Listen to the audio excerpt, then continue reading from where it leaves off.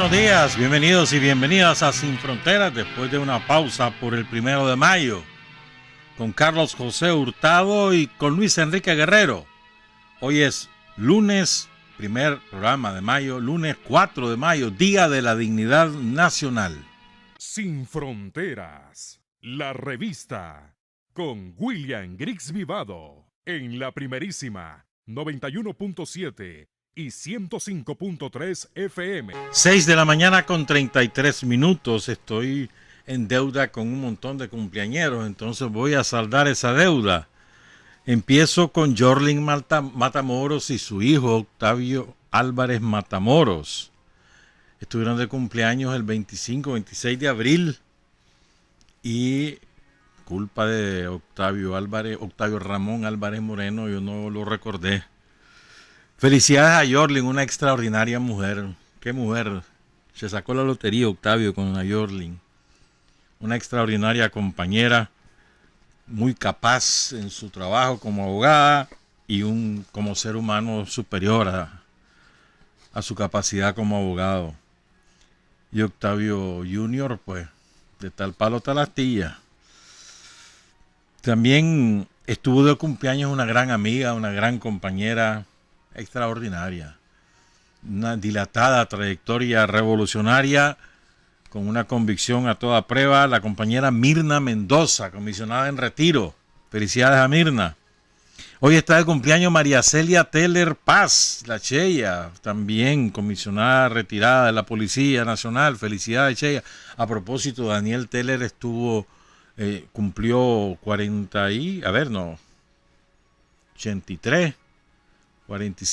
37 años de caído allá en Jinotega. Daniel Teller Paz el pasado 30 de abril. Marcos Somarribas estaba cumpliendo años el 30 de abril también. El comandante guerrillero Marcos Somarribas. Estuvo de cumpleaños el sábado el dueño, el propietario, el administrador de la página Soy Sandinista, el compañero Carlos Amador. Estaba cumpliendo ya, creo que 33, 34 años. ¿Cuánto es? Por ahí anda, ¿verdad? 34 creo, Carlos Amador.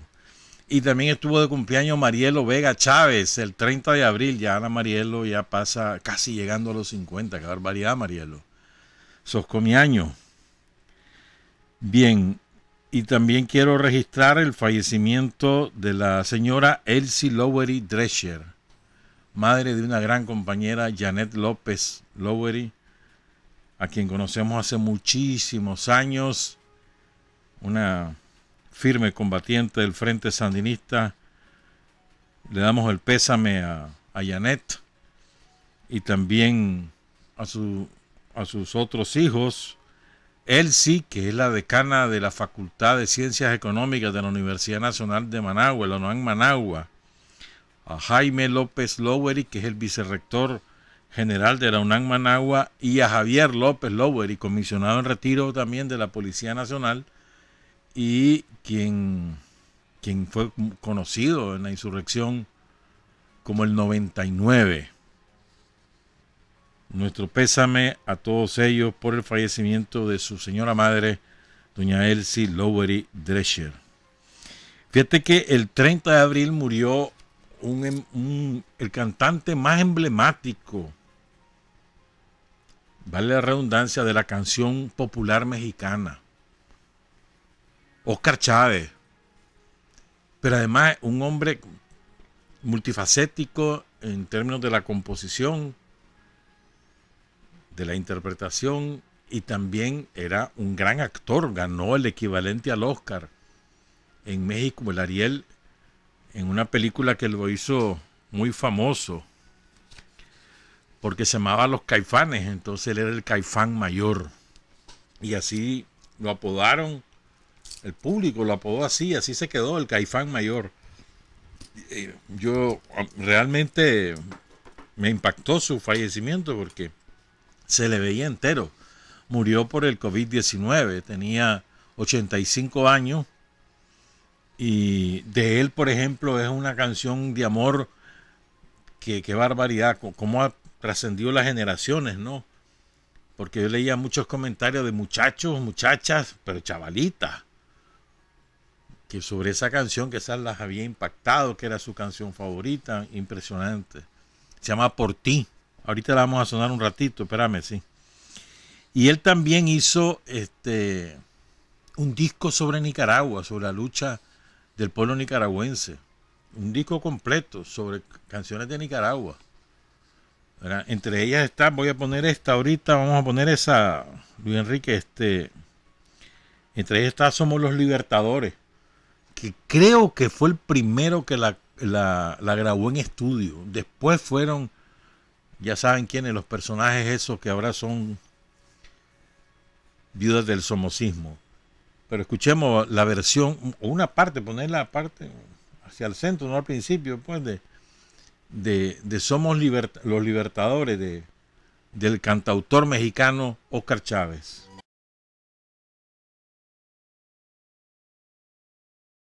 Tantas versiones que existen de Somos los Libertadores, recopiladas en Nueva Segovia. Wilmer López sabe mucho de estas cosas, pues estuvo hablando de eso el sábado ampliamente, dedicándole un homenaje a Óscar Chávez. Saludos a Wilmer. Él también cantó un tema que lo compuso y lo cantó, que en Cuba era la ley, la niña de Guatemala, solidario con Cuba hasta la muerte. Un cantautor popular, pero además era de los que iba a los barrios, así se ganaba la vida, iba a los barrios. No era cantante comercial, jamás se le vendió a la disquera, jamás, de una sola pieza el hombre. Y con un talento extraordinario. Decía Vicente Feliú, la pandemia se llevó a un puntal de la solidaridad y la cultura iberoamericana, uno de los cantores más carismáticos que he conocido, con una multitud de discos grabados con todas las temáticas, el queridísimo Óscar Chávez.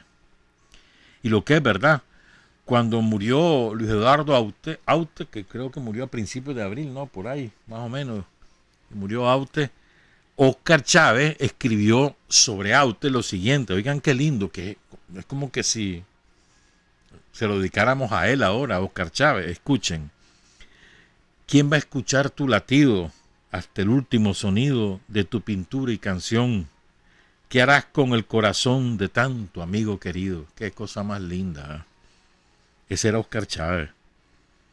Y esta canción, Por Ti, que himno de varias generaciones. ¿Ya?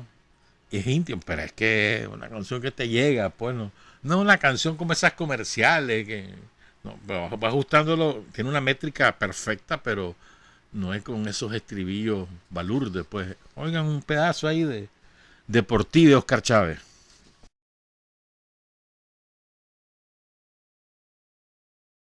Honor y gloria a este cantautor latinoamericano, mexicano, hasta los tuétanos y latinoamericanos también. Hoy es el 15 aniversario del fallecimiento de una compañera que por sí misma tiene muchísimos méritos, pero lo que ocurre es que siempre pasa, ¿no? Cuando hay la fuerza de alguien de la familia, oculta los méritos de los demás. Estoy hablando de doña Lidia Saavedra, la madre del comandante Daniel, que falleció el 4 de mayo de 2005. Murió a los 97 años, había nacido en 1908. Hija de don Benjamín Saavedra Montiel y doña Mercedes Rivas, y era de La Libertad, hasta donde llegó buscando mejor vida desde Mazatepe, Daniel Simeón Ortega Cerda, con quien se casó y procrearon 6 hijos, 2 de los cuales murieron antes de los 5 años, un varón y una mujer.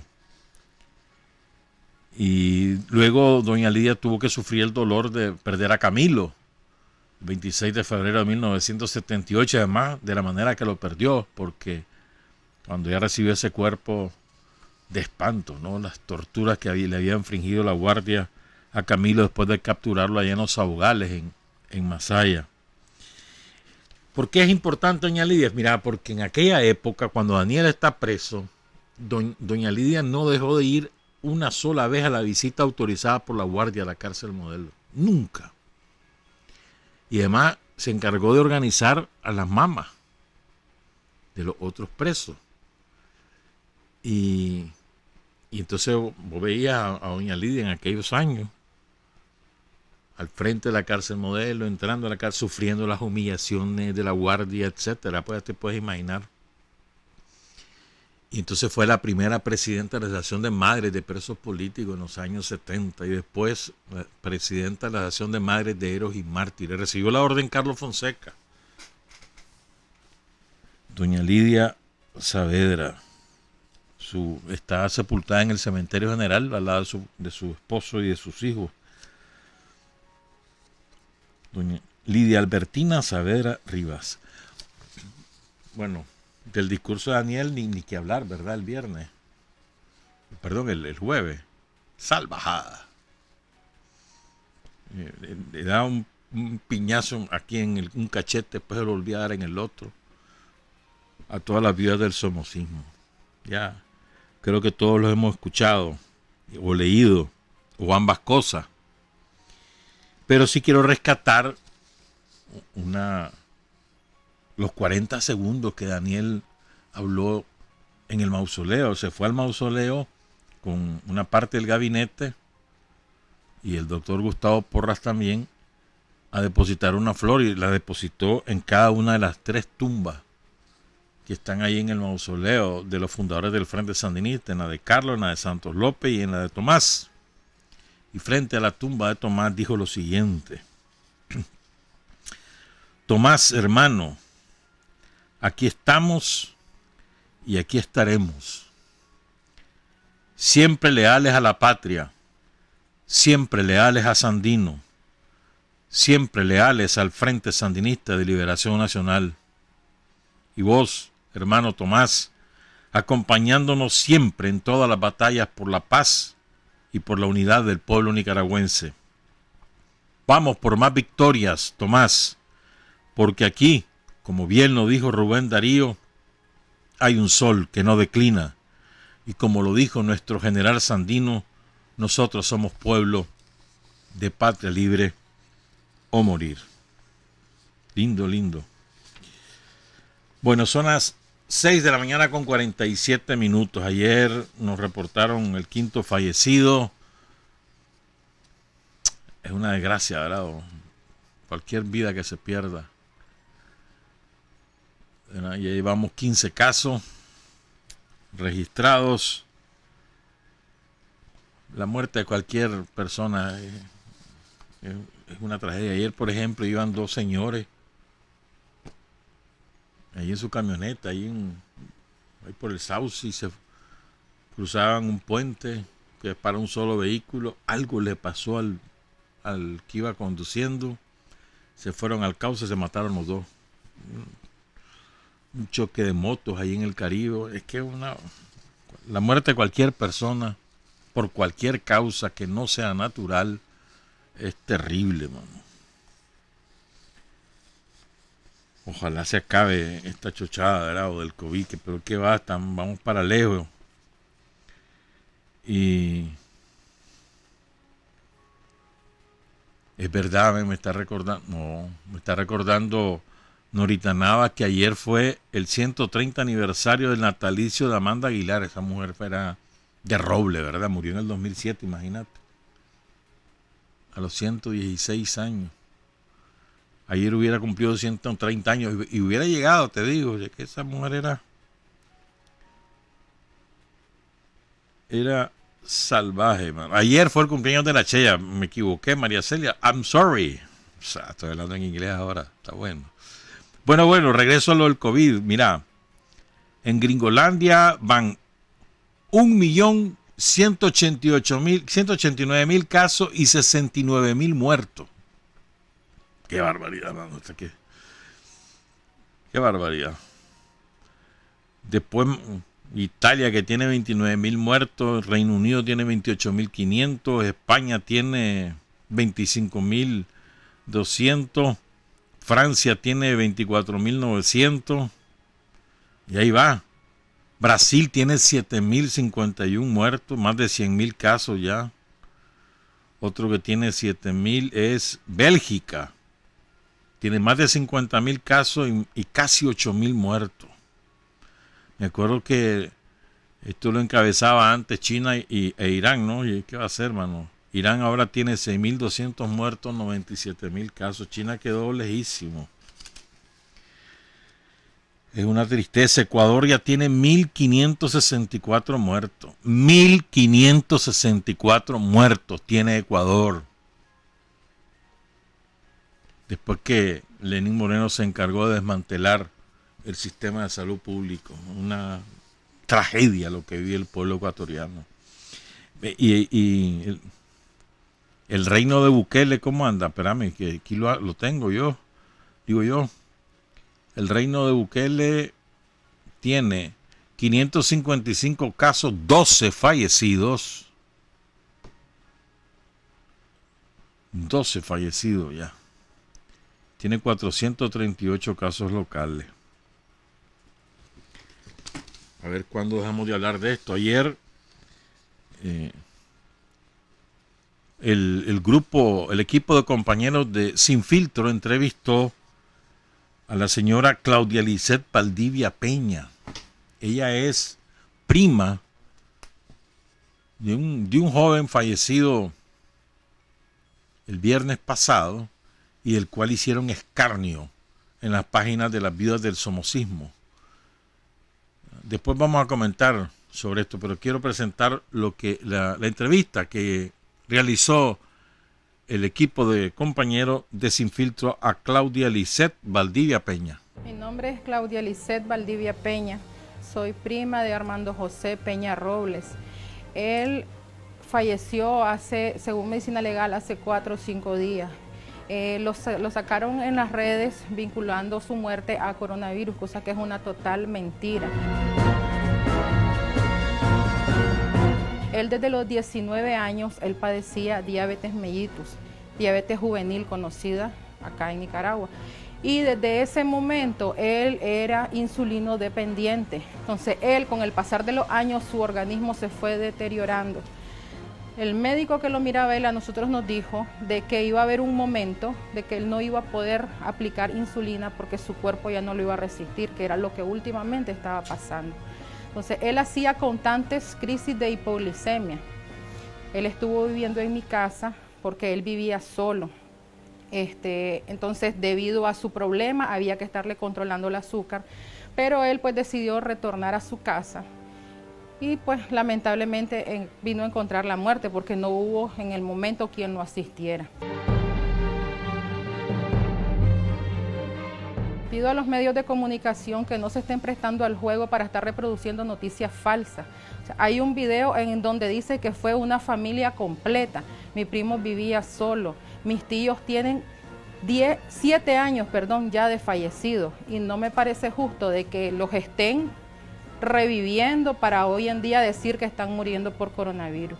Él vivía solo y su causa de muerte, según medicina legal, es sepsis debido a la diabetes mellitus. Y pues hizo la hipoglicemia, no hubo quien lo asistiera en ese momento, su glicemia bajó totalmente a 0 y eso fue la causa de su muerte.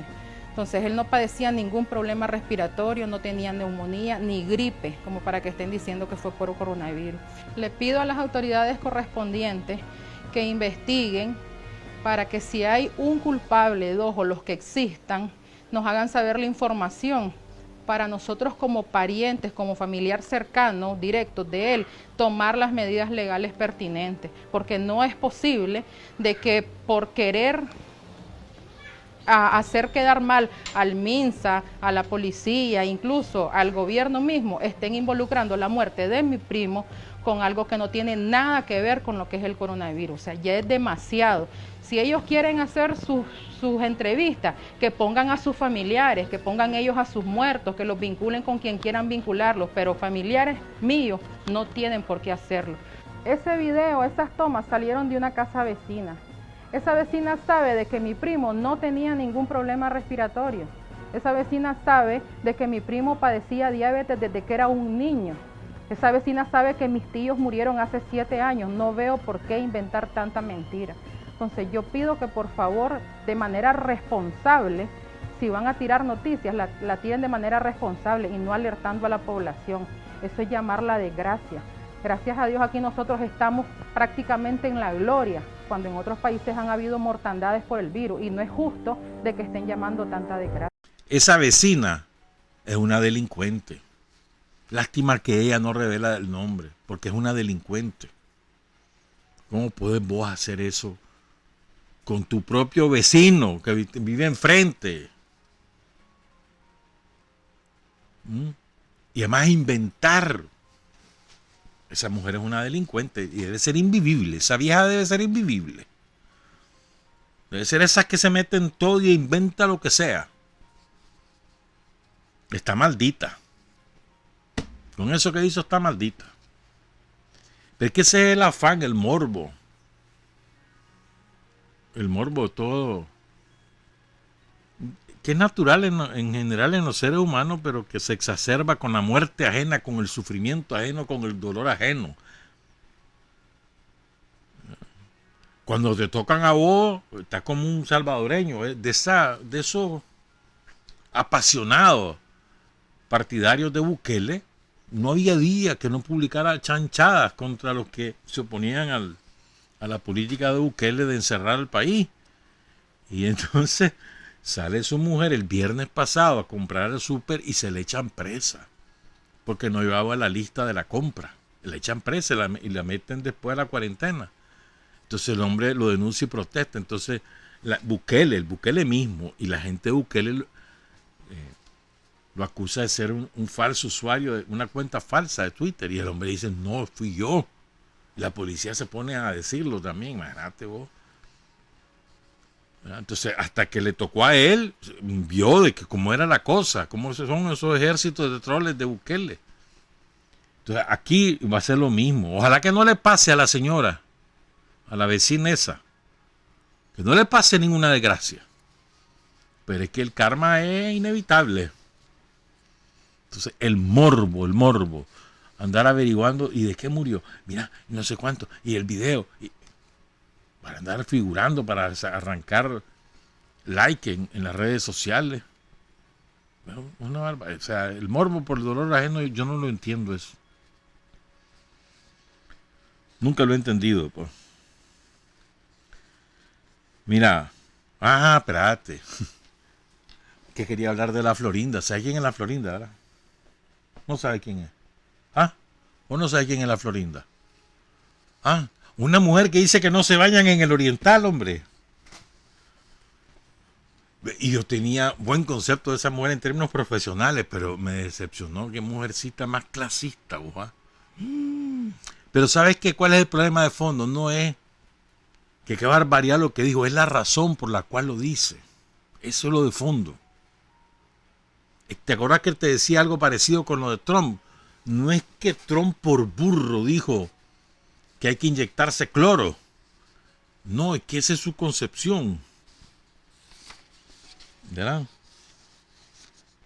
Y esta señora, la Florinda Ramírez, lo hace porque ella se siente ya diferente, en una clase social superior a los demás. Entonces, la chusma, ¿no? Esa chusma que ni siquiera se baña. Digo, y después, y sale supuestamente aclarando, y la aclaración es peor de lo que digo original. Es aún peor. Entonces, la Florinda Ramírez, los comerciantes de los mercados, pero no solo los del Oriental, de todos los mercados de este país, deberían saber que esa es la filosofía de la basura de canal de televisión que tenemos en Nicaragua y que desgraciadamente tiene tanta audiencia, porque es la verdad. O sea, tengan en cuenta eso, así los tratan, así piensan de ustedes. Esa es la manera de pensar, esa es la filosofía de ellos. La chusma, ¿no? Que no se bañan. Pero además inventó de que los nacatamales son al vapor. No es que son hervidos, son al vapor, ¿oíste? No sé si ella, que se la da de tan inteligente, ha hecho nacatamales al vapor.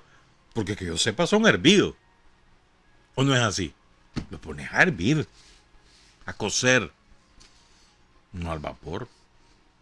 El vapor es otra cosa. Pero la señora, la Florinda, no sabe de eso, pues, ¿me entendés? Porque es que ella no cocina. Y ahí le sacaron una factura a la Florinda del hermano del Papa, Sancha Dale. O sea, tiene un origen humilde, debería estar orgullosa de eso. Y no despreciar a los que siguen trabajando por luchar, por salir adelante. Te aseguro que la inmensa mayoría de los comerciantes tienen más recursos que ella, te lo aseguro. Pero bueno, vas a ver cuando le pegue la patada en las nalgas el señor que es su jefe, ahí va a andar llorando. Y ella ha andado por todos los canales, estuvo en el 8, estuvo en el 14, creo, no me acuerdo en qué otro canal estuvo, en todos los canales han dado. La verdad que tiene una voz muy buena, pues, y una presencia que difunde respeto, simpatía, pero con todo eso que dijo, pobrecita la Florinda Ramírez, ¿verdad vos?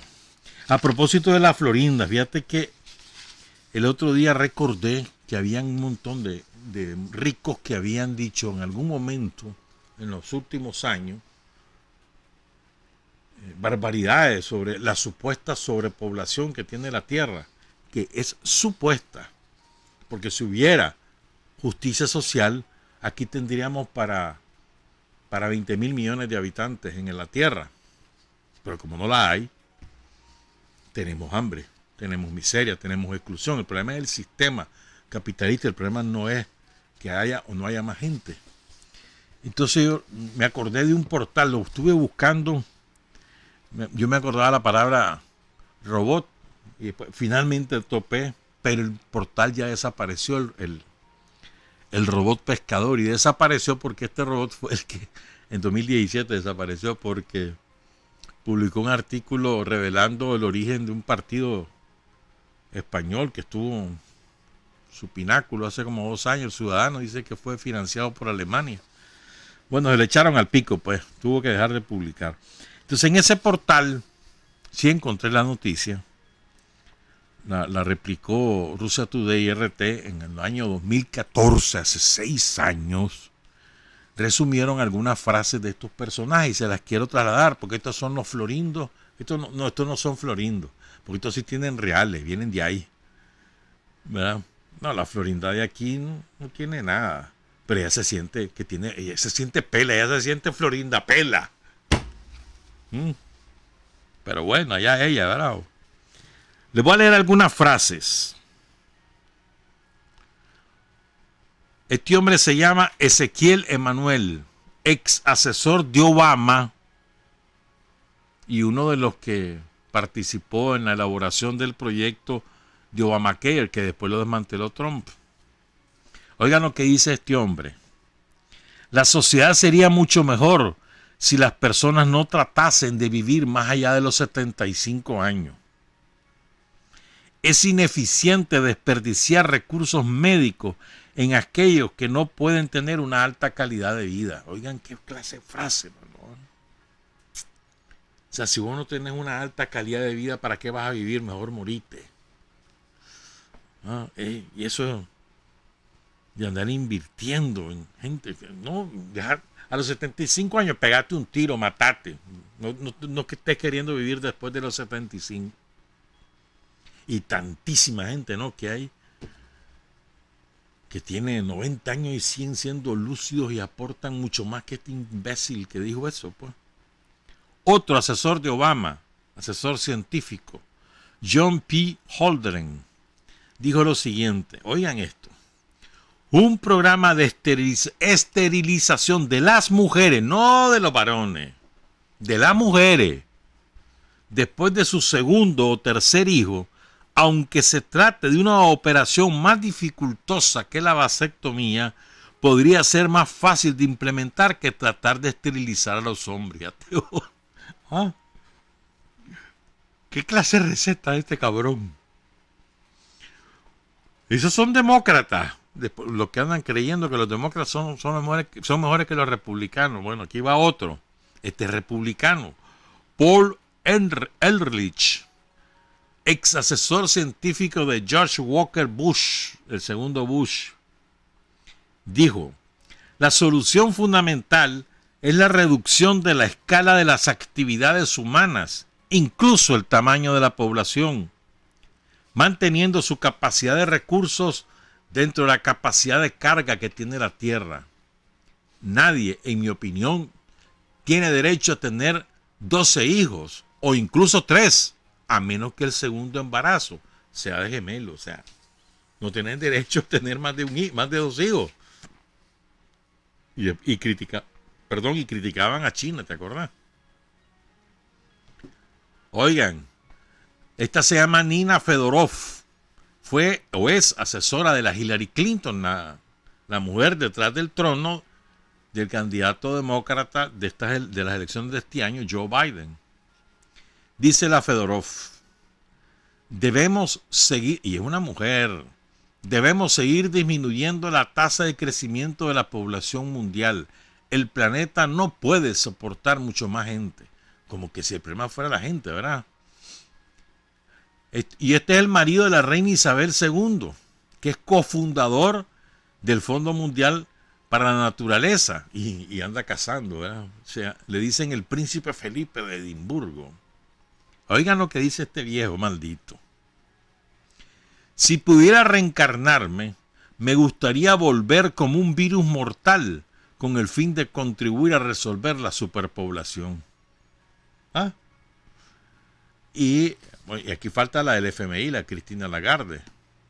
Esa dijo que demasiado viejo había. El viceprimer ministro de Japón en aquella época, Taro Aso, hablando sobre los pacientes con enfermedades graves, dijo lo siguiente: oigan esto, no se puede dormir bien cuando se piensa que todo está pagado por el gobierno. Esto no se resolverá a menos que les demos prisa para morir. O sea, que a los viejitos, apurate y a morirte ya, busca cómo irte. ¿Por qué levo todo esto? Porque esta es la filosofía de los dueños del mundo. O sea, no es asunto de que son de malos sentimientos, no, esa es filosofía, porque ellos quieren garantizar su riqueza. No, por ello que los ricos vivan hasta 120 años y han hecho inversiones cuantiosísimas para encontrar el elixir de la eterna juventud, pero cuantiosísima. Incluso se habla de que ya lo tienen y que hay gente que puede tener acceso a eso. Se habla de eso hace algunos años. Pero es que a los pobres, que los pobres se mueran antes de los 75, así que después son un estorbo, una carga. Por eso llama mucho la atención toda esta pandemia y cómo la tasa de mortalidad es tan elevada en los viejitos. Claro, los viejitos que además tienen padecimientos crónicos, pero llama la atención, ¿no? O sea, ¿cuántos de esos muertos dejaron de ser carga del Estado? Y es una manera de irse deshaciendo de ellos. Yo cualquier cosa los creo, de cualquier cosa los creo capaz. De cualquier cosa. Vamos a hacer una pausa. Cuando regresemos a hablar de historia, porque es Día de la Dignidad Nacional. Le vamos a contar cosas que pasaron antes que Sandino le dijera a los gringos: yo no me vendo ni me rindo. Son las 7 de la mañana con 9 minutos. Hay hombres que luchan un día y son buenos. Hay hombres que luchan un año y son mejores. Pero hay hombres que luchan toda la vida. Esos son los imprescindibles. Siguen los cumpleañeros sumándose. Son las 7 con 12 minutos. Quiero saludar al profesor Jesús de la Cruz, profesor del Instituto Manuel Olivares, de parte de su hijo Esteban Estrada. También está de cumpleaños, Ninosca Turce Chavarría, hermana del comandante Oscar Turce Chavarría del Ronco. Felicidades a Ninosca, hoy 15 años está cumpliendo, hermana de Oscar Turcio. Felicidades. Y también está de cumpleaños el compañero Alonso García, el Chocoyo, que fue presidente de la UNEN y que hoy es un dirigente del Frente Sandinista en el distrito, uno de los territorios del Distrito 2. Alonso García. Bueno, buen cuadro el compañero Chocoyo. Felicidades. Miren, cuando nosotros hablamos, sobre todo los de la generación mayor del Frente Sandinista, de lo nefasto que han sido los chamorros en la historia de Nicaragua, generalmente la gente de la nueva generación creen que nos referimos a los chamorros de ahora, o algún papa, algún abuelo. No, hermano, es que los chamorros tienen una historia nefasta que viene desde mediados del siglo XIX. Desde entonces, ¿verdad? Y en el 4 de mayo de 1927, una fecha relevante en la historia nacional, en ese 4 de mayo tienen una influencia decisiva la conducta patricida de los chamorros. Y de eso vamos a hablar, de los antecedentes del 4 de mayo, que creo que es poco conocido. A ver si nos da tiempo. Eso a la base de trabajos de Aldo Díaz. Saludos, Aldo. Uno de los mejores historiadores que tiene Nicaragua, que ha tenido Nicaragua. Recordemos, ¿verdad? 1909, la nota Knox. Zelaya renuncia, se va para Europa, después para Estados Unidos. Queda el presidente Madriz, José Madriz, que era el ideólogo del Partido Liberal. Después también renuncia. La cosa es que después los yanquis ponen a Adolfo Díaz. Y lo más importante de este periodo de Celedón, que termina en 1912 con el asesinato de Benjamín Celedón, ahí en la Barranca, en Masaya, el 4 de octubre. Lo más importante de ese periodo es que los yanquis, además de intervenir totalmente las finanzas del país, el administrador de ingresos, el administrador de aduanas, los ponían los gringos.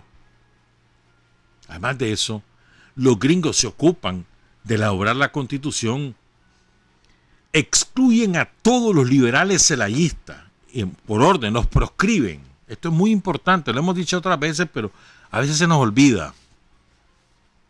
Los yanquis declaran que los liberales partidarios del presidente Zelaya estaban prohibidos que actuaran políticamente. Los proscribe de elecciones, de participación en asuntos públicos, de todo. No tenían, y le dicen a los periódicos de la época, cuidadito, sacan declaraciones de ellos. Estaban proscritos totalmente.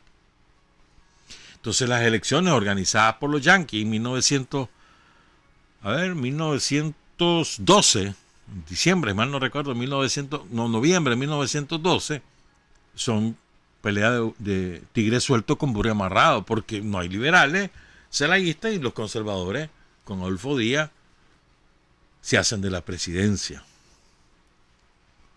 Después, una de las condiciones de los yanquis era que no debía haber reelección. La preocupación de los yanquis en esa década, bueno, en esa y la siguiente década del siglo XX, era la seguridad del Canal de Panamá. Esa era su preocupación principal. Lo demás les tenía sin cuidado. Entonces, por eso ellos contratan a Adolfo Díaz y contratan a los conservadores, porque perciben a los liberales como una amenaza, sobre todo los liberales celayistas. Con el transcurrir del tiempo, los liberales celayistas van muriendo o van postrándose ante el imperio, como lo hizo Sacasa cuando viaja a Washington en 1921 a pedirle permiso a los gringos de participar nuevamente en política. O sea, o se van rindiendo o se van muriendo. Y ya entonces los liberales se convierten en el instrumento de los yanquis, sobre todo porque Chamorro desobedeció la orden de los gringos. Eso es lo que les vamos a contar. Cuando Chamorro desobedece la orden de los gringos, le pegaron una patada en las nalgas. Y los gringos se deshicieron de los conservadores para siempre. Nunca más volvieron a tomarlos en cuenta. Porque los desobedecieron. Ni siquiera es que se les rebelaron, sino los desobedecieron. Ahí van a escuchar cómo es la cosa. El caso entonces es que, ¿verdad? Estaba emergiendo el liderazgo en los tres conservadores por su capacidad de arrodillarse ante los gringos, porque además era un anticelayista recalcitrante de la calle atravesada de Granada, Emiliano Chamorro, general conservador, derrotado por Zelaya y por Mena también, pero bueno. Entonces Chamorro quería ser presidente de Nicaragua y Adolfo Díaz no quería que fuera Chamorro. Adolfo Díaz quería que fuera alguien leal a él, no quería que fuera Emiliano Chamorro. Entonces Adolfo Díaz quería que fuera Carlos Cuadra Paso, que después adquirió mucha relevancia y después se alió con Emiliano Chamorro. Pero bueno, Adolfo Díaz quería que fuera Carlos Cuadra y Chamorro quería ser el presidente, ¿verdad? Entonces, miren qué clase de serviles son los conservadores. Adolfo Díaz le dice a sus colegas que decía la embajada de Estados Unidos cuál va a ser el candidato. Así que decía el embajador Jefferson quién era el candidato. Cuadra Paso, que quiere también ser presidente, comienza a negociar con liberales celayistas que estaban proscritos por los gringos, con Julián Iría, ¿verdad? Y entonces cuando los gringos se enteran que por dónde va la cosa, Cuadra Paso, deciden que sea Emiliano Chamorro, porque ese sí era leal a sus intereses. Incluso en ese pleito que están los conservadores, que Adolfo Díaz no quiere ceder, que quiere dejar a Carlos Cuadra, entonces los gringos ponen naves de guerra en Corinto y en Bluefield. Si no me hacen caso, vuelvo a entrar. Pongan cuidado. A un sirviente de ellos, Adolfo Díaz. O sea, era lo que se decían los gringos o nada. Entonces cuando pasa aquello, el 17 de septiembre de 1920, decide Carlos Cuadra renunciar a condición de que lo mandaran de embajador a Estados Unidos. Y Washington le prohíbe a Iría participar en las elecciones. Así, mano. Así como te estoy hablando. Entonces, y ahí, otra vez, pelea de tigre suelto con burro amarrado. Y Chamorro gana, entre comillas, las elecciones con 51,000, casi 52,000 votos. Y además, los barcos estacionados en Corinto y en Bluefield. Están las elecciones, cuidadito. Aquí ningún celayista. Aquí va Emiliano Chamorro porque yo lo digo.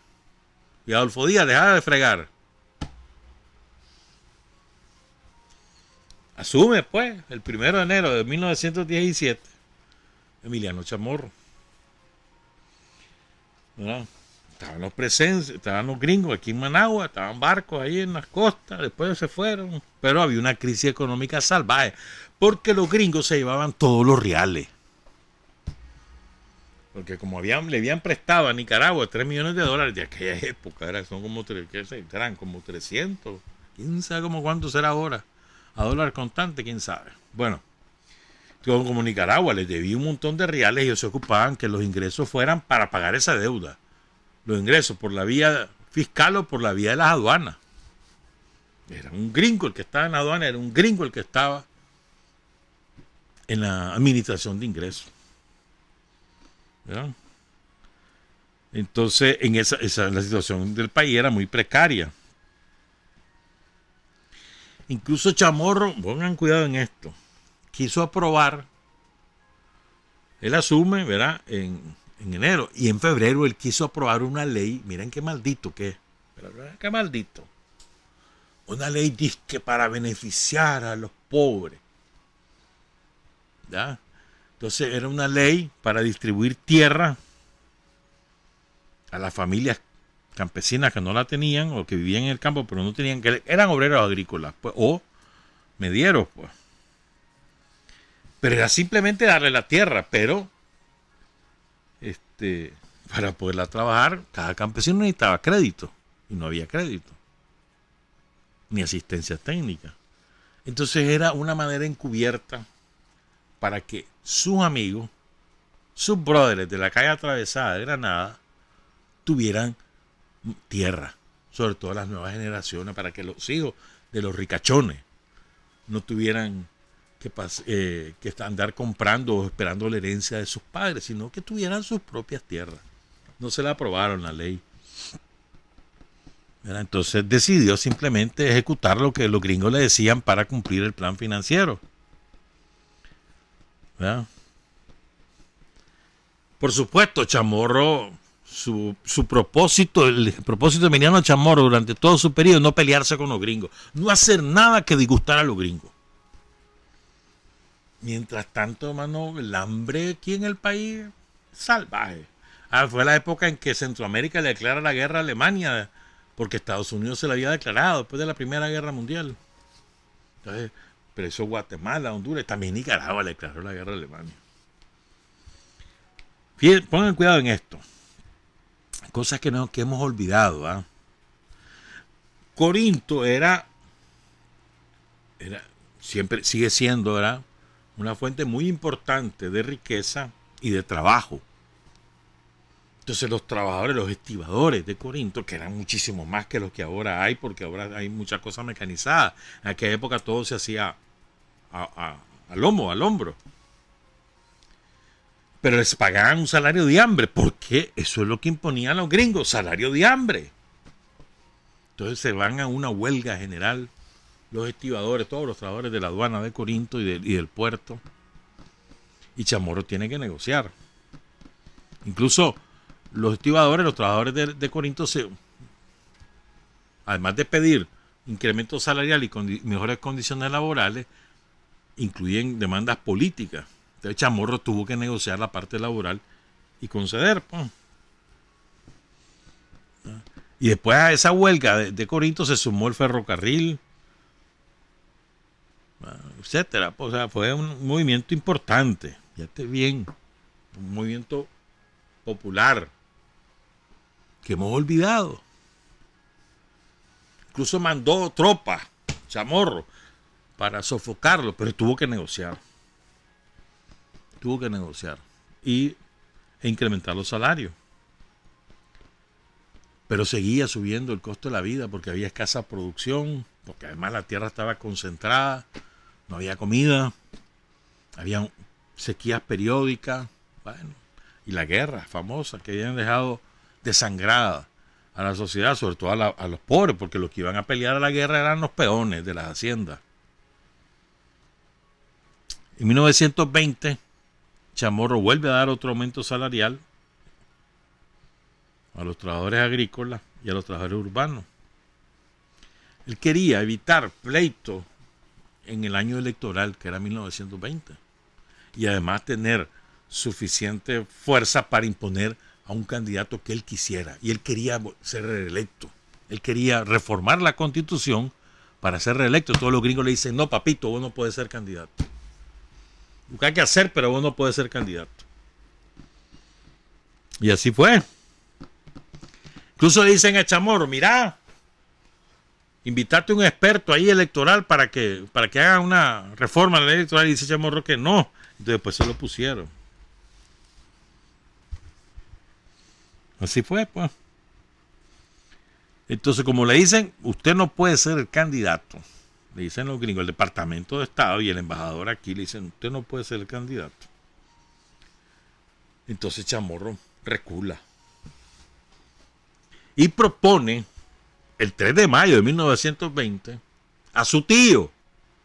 Y era un hombre de unos 60 años. En aquella época tener 60 años era ser un viejito.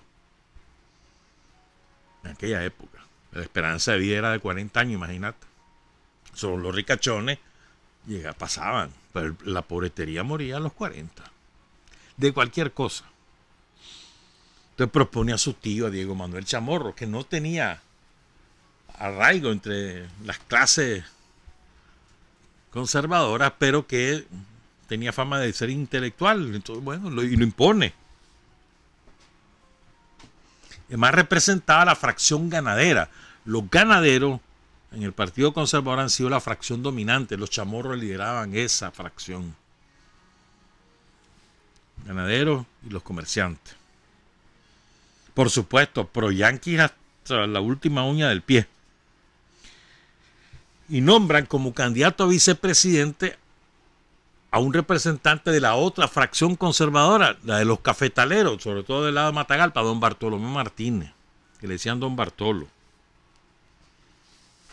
Y la idea era evitar que se dividieran los conservadores. Esa era la idea de Emiliano Chamorro.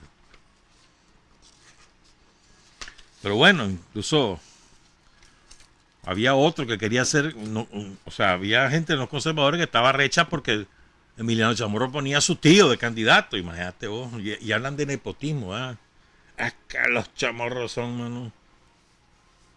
Paréntesis. Mira cómo son los chamorros, paréntesis, antes de seguir con este rabo de historia. Uno de los chavalos que anduvo ahí envuelto en toda la revuelta de las viudas del somocismo reveló el jueves o viernes que en mayo del año 2018, cuando está todos los tranques asesinando a la gente, pongan cuidado, Silvio Báez y el COSEP le quieren imponer al grupo de ellos como jefe a Juancho Chamorro, a Huachán Chamorro. Y el resto se les opuso. Pero te fijas, pues, los chamorros siempre atrás. Están recuperando el espacio con los gringos, pues. Otra vez, ya los liberales ya le pegaron la patada, ahora van con los conservadores. Entonces, a Huachán Chamorro lo querían poner. Paréntesis, pues. Lo reveló uno de ellos este fin de semana o el viernes. Sigo, pues. Entonces recuerden, entonces habían dos fracciones. La dominante era la de los ganaderos y comerciantes que encabezaba Emiliano Chamorro y su tío Diego Manuel Chamorro, y la de los cafetaleros, sobre todo del norte del país y algunos de otra zona de la Segovia, sobre todo, que era menos conservadora, menos pro-yanqui. Además, que lo que quería esta fracción, lo que quería era un proyecto de burguesía nacional. Querían desarrollarse, ya estaban hartos de los gringos, porque los gringos no daban espacio al desarrollo productivo del país. ¿Ya? Entonces, no era que fueran antiimperialistas, pues los gringos les impedían el desarrollo. Esas eran las diferencias que había. ¿Verdad? La cosa es que, aun y cuando Emiliano Chamorro pone a Bartolomé Martínez de candidato a vicepresidente, una parte del partido se separa y funda otro partido y se va en alianza con el Partido Liberal. ¿Verdad? Entonces estos conservadores ponen de candidato a José Esteban González, los González de Diriamba, que después fueron fundadores de la cervecería Victoria, por ejemplo, ¿verdad? Y el nieto de ellos hijo nieto, no sé. Fundó una organización de derechos humanos en los años 70, somocista. Bueno, entonces ponen a José Esteban González de Diriamba como candidato. ¿Ya? No era celayista, pero era un hombre de dinero de Diriamba, que además también quería que, estos gringos muchos joden, vamos a buscar cómo hacer con los reales, a ver, aquí necesitamos carretera, necesitamos que nos dejen exportar, ya, quería más reales, pues. Esa era la onda. Los liberales, pongan cuidado en esto. Una de las condiciones que le ponen los gringos a esa casa para darle permiso de participar en elecciones es que el Partido Liberal saque a todos los proselayistas, y entonces esa casa cumple. Y sacan a todos los proselayistas, los Irías y todos los demás, pues los sacan de la dirección del partido. Y entonces ya los liberales ya se van acercando a los gringos, pues. O sea, no es que sean, ya van quedando con otra bandera, pero son la misma cosa, ya conservadores y liberales. Ya para 1922, 23 ya no hay diferencia. ¿No? Pero en aquel momento, como la gente quería deshacerse, le daba aversión los chamorros y todos los que eran pro-yanqui, entonces esa candidatura de José Esteban González prendió y tenía altas probabilidades de ganar las elecciones de 1920, ¿no? Entonces iba José Esteban González para presidente y Pedro González para vicepresidente. Entonces, ya los liberales obtienen el permiso de los gringos para participar, por lo que les acabo de contar. Esta coalición pedía un padrón electoral y Emiliano Chamorro se encargó de demorar, hasta que al final agregó 2 días pues, para el periodo de inscripción para votar, pero ya era muy tarde. ¿Ya? Porque, vos sabés, en aquella época las distancias eran enormes, siguen siendo enormes, pero para poderse trasladar de un sitio a otro eran días de camino, en mula, en caballo, en carreta, no había vehículo. Y el ferrocarril solo funcionaba en el Pacífico.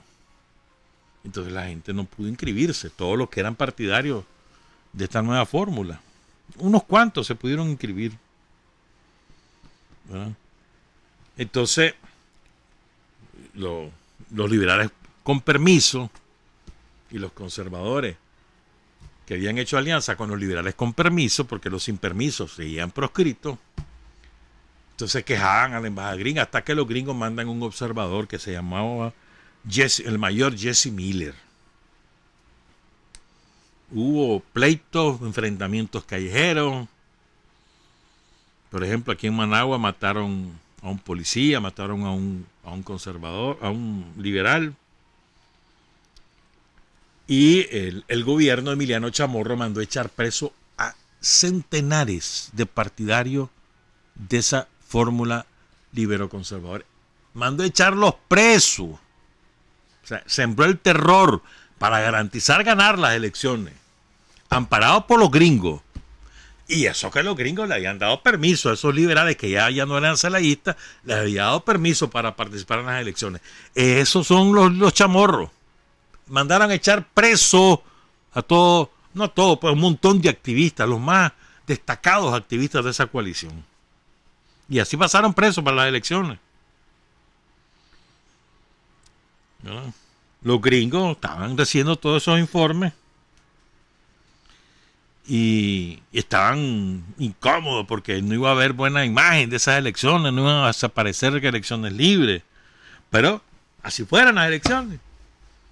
Burro amarrado con tigre suelto otra vez, igual que en 1911, 1915, perdón, 1912, 1916, 1920, igualito. Y lo eligen pues a Diego Manuel Chamorro. Eligen entre comillas, ¿verdad? Este Chamorro nació en Nandaime y era hijo de Pedro Joaquín Chamorro Alfaro, que fue presidente de la República y era medio hermano de Fruto Chamorro. Ahí hay una historia toda rara, ¿verdad? Medio hermano porque la línea de los Pedro Joaquín Chamorro es por una aventura que tuvo el primer Chamorro ahí en Guatemala. Violó a una señora y allá parió y después se trajeron al hijo para acá. Así es la historia, ¿viste? Pero bueno, sigo pues. El caso es que el hombre asume. Él asume y se dedica sobre todo. Aquí hay dos datos muy importantes en este periodo, para que entendamos qué fue lo que pasó el 4 de mayo. A ver si me da tiempo. A ver, lo voy a ir contando. Entonces ocurren dos cosas. Primero, la onda del tío Emiliano, de Diego Chamorro, era las relaciones internacionales y a eso se dedica principalmente. Pues. Entonces ocurren dos cosas. La primera, Guatemala, Honduras y El Salvador quisieron resucitar Centroamérica y firmaron una constituyente centroamericana. No llegó Nicaragua, que era la garante de los gringos aquí en Centroamérica. no, o sea, no participó oficialmente, pero sí le llegó a decir lo que pensaban los gringos. Después de esa, y publican una constitución centroamericana, una constituyente. Pero después de eso, pero a los días, a la semana, ¡pum!, los gringos derrocan al gobierno de Guatemala y se muere la constituyente, y a los hondureños le doblan la bananera, la Standard Food, que era la que mandaba en Honduras, le dobla el brazo al presidente de turno y se sale a Honduras también. Entonces quedó solo El Salvador y se acabó la cosa. Entonces viene otro. Entonces, a cambio de eso, vienen los gringos y redactan y hacen que los presidentes centroamericanos, incluyendo a Diego Chamorro, firmen un acuerdo en el cual, entre otras cosas, se prohibía la reelección y se prohibía reconocer a alguien que llegara al poder por la ruptura del orden constitucional, por golpe de Estado, lo que fuera, pero que por la ruptura del orden. Entonces se prohíbe que los demás reconozcan a un tipo que llegara a la presidencia. Y esto es muy importante para que entiendan lo que pasó en 1927. ¿Verdad?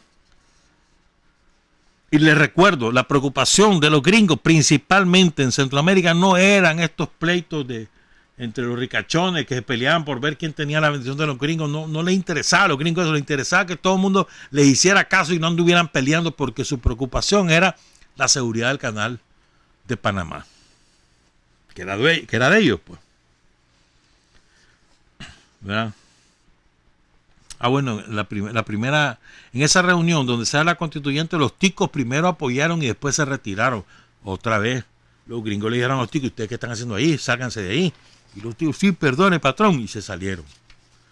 Votaron al de Guatemala, que era el principal promotor de esa constituyente centroamericana, y al hondureño le doblan el brazo con la Standard Fruit Company. Entonces fracasa la constituyente y arman este acuerdo, que se firma, se negocia, era en un crucero norteamericano, el crucero Tacoma, anclado en Corinto. Ahí lo negocian y lo fueron a firmar a Washington. Increíble. A Washington, lo negocian aquí, se van a firmar a Washington. Y ahí lo firman el 7 de febrero de 1923. Les voy a leer algunos aspectos que se me hizo. Por aquí lo tengo yo escrito eso. Espérame. Aquí está, ¿ves? Oigan lo que dice. Los gobiernos de la República de Guatemala, El Salvador, Honduras, Nicaragua y Costa Rica, deseando continuar las buenas relaciones de amistad que han existido entre ellos y establecer las más sólidas bases para la existencia de una situación de paz en América Central, han tenido a bien celebrar un Tratado General de Paz y Amistad. Artículo 2. Deseando asegurar en las repúblicas de Centroamérica los beneficios que se derivan de la práctica de instituciones libres y contribuir al propio tiempo a afirmar su estabilidad y los prestigios que debe rodearse, declaran que se considera amenazante a la paz de dichas repúblicas todo acto, disposición o medida que altere en cualquiera de ellas el orden constitucional, ya sea proceda de algún poder público o de particulares. En consecuencia, los gobiernos no reconocerán a ninguno que surja en cualquiera de las 5 repúblicas por un golpe de Estado o una revolución contra un gobierno reconocido, mientras la representación del pueblo libremente electa no haya reorganizado el país en forma constitucional. Entonces, por ejemplo, dice: si fuera el jefe, uno de los jefes del golpe de Estado, o fuera por consanguinidad o afinidad, ascendiente, descendiente o hermano de alguno de ellos, o sea, se comprometen. Diego Chamorro firme esto, al hombre de Nicaragua, en Washington. ¿Estamos claros? Además se firmó una convención de procedimientos electorales. Y Nicaragua aprueba una nueva ley electoral el 20 de marzo, la ley Dodd. ¿Por qué se llama la ley Dodd? Porque la redacta un profesor norteamericano que lo envía al gobierno de Estados Unidos y lo tutela el gobierno de Diego Chamorro. Se llamaba Thomas Dodd. Debe ser pariente de Christopher Dodd, el senador ese norteamericano. Ya murió, creo. Entonces, en el reglamento se crea el Consejo Nacional de Elecciones y se permite la presencia de militares norteamericanos en todas las instancias del nuevo poder electoral. En esa ley, aprobada por Diego Chamorro. Por eso que te digo, los Chamorros han sido nefastos. Después lo reformaron en abril, pero una reforma de menor cuantía. ¿No? Después vino una conspiración en 1925 que querían echar a Diego Chamorro. Se da cuenta Diego Chamorro por su sobrino, y lo que hace a todos los que están involucrados, los destierra, los expulsa del país. ¿No?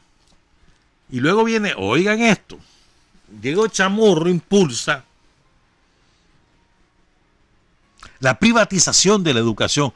Los colegios privados religiosos surgen con Diego Chamorro, pagado, subvencionado por el Estado. Empezó ahí con Diego Chamorro. Hasta ese momento, la educación pública era potestad del Estado. Una reforma de Zelaya. ¿No?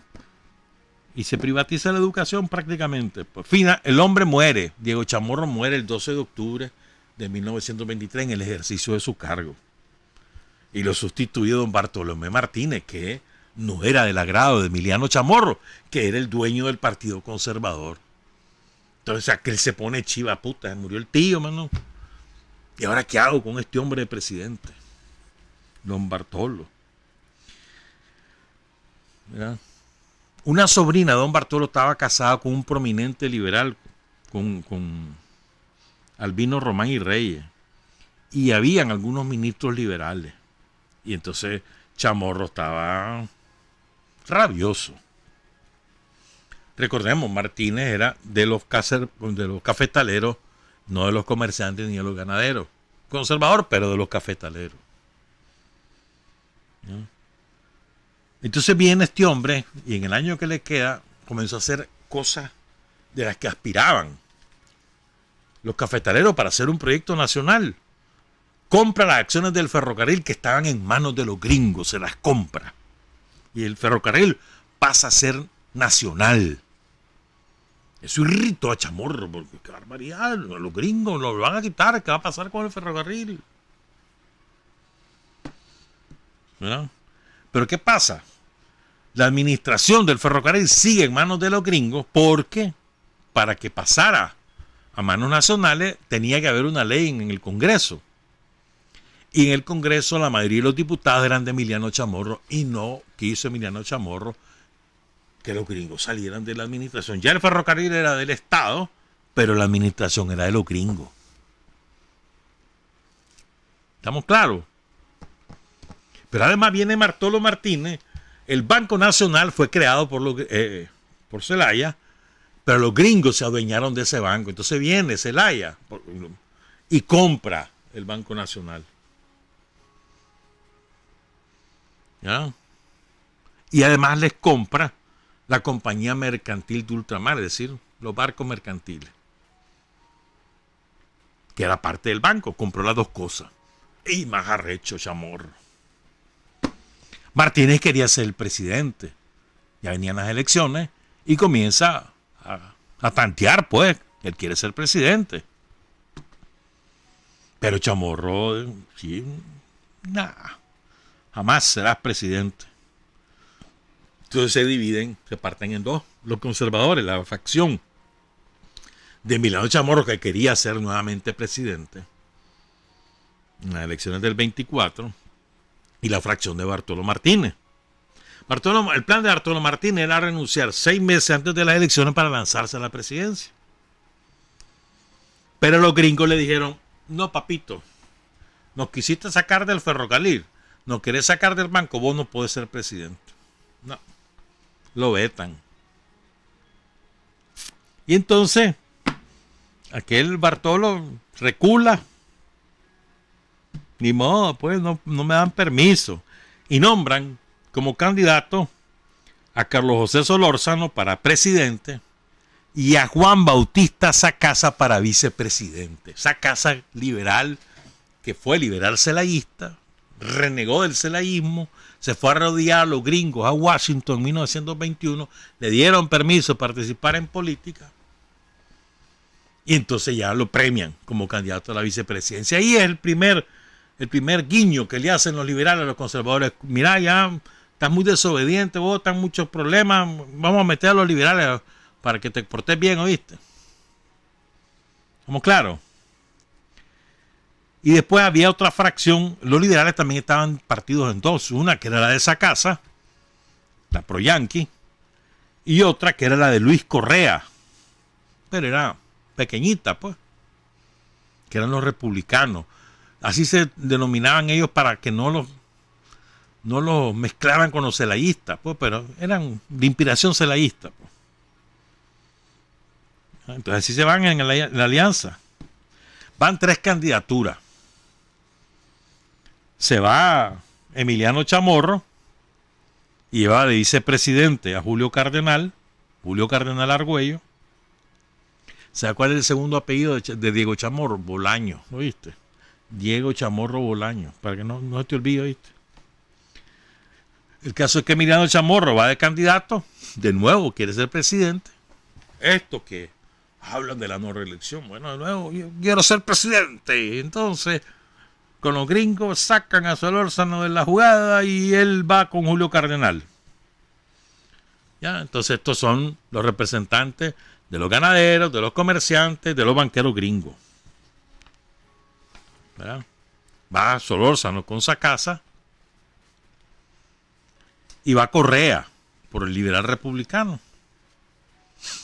Pero aquí le dan el medio vuelto a Emiliano Chamorro. Emiliano Chamorro hizo trampa para que ganara su tío, pero ahora no tenía el poder ejecutivo, entonces, ¿verdad? Solórzano, que sí lo tiene, entonces le aplica la misma receta, ¿verdad? O sea, amparado en que está Bartolo Martínez de presidente, entonces Bartolo se toma venganza y entonces le hacen la vida imposible a los conservadores. Le niegan los servicios telefónicos, le niegan el telégrafo, que era el internet de ahora. No lo podían usar, mano. Le restan para la inscripción electoral. Le hicieron chanchadas, no le dejaban ni hacer mitines. Les echaron preso gente. Y entonces, habían 122,000 inscritos, ganó Solórzano con 48,000 votos. Hubo 40,000 que no votaron. Chamorro tuvo 28,000 y 40,000 fueron votos nulos. Entonces, terminan las elecciones y Bartolo manda echar preso a Emiliano Chamorro. Preso en su casa, pero preso. Porque Bartolo tenía miedo que Chamorro agarrara las armas y que derrocara al gobierno y que impusiera a su candidato. Entonces lo manda echar preso. Toma posesión Carlos José Solórzano con Sacasa el 1 de enero de 1925, pero ahí Emiliano Chamorro, que ya lo dejan en libertad, una vez que toma posesión el nuevo presidente, comienza a conspirar. Ya. Y recordemos que todavía Adolfo Díaz, aunque ya no es una gran figura, pero siempre tiene su incidencia en ese partido, ya se busca cómo arreglar con Emiliano Chamorro y con Cuadrapazo, ¿verdad? Entonces, pero Solórzano comienza a hacer cosas que disgustan a los gringos. Y la tapa que pone, la tapa final, la gota que derrama el vaso, es cuando viene Martínez y dice, Solórzano y dice, se pronuncia en contra de la intervención militar de Estados Unidos en Nicaragua. Ahí sí, mano. Viene Emiliano Chamorro. Bueno, los gringos se retiran.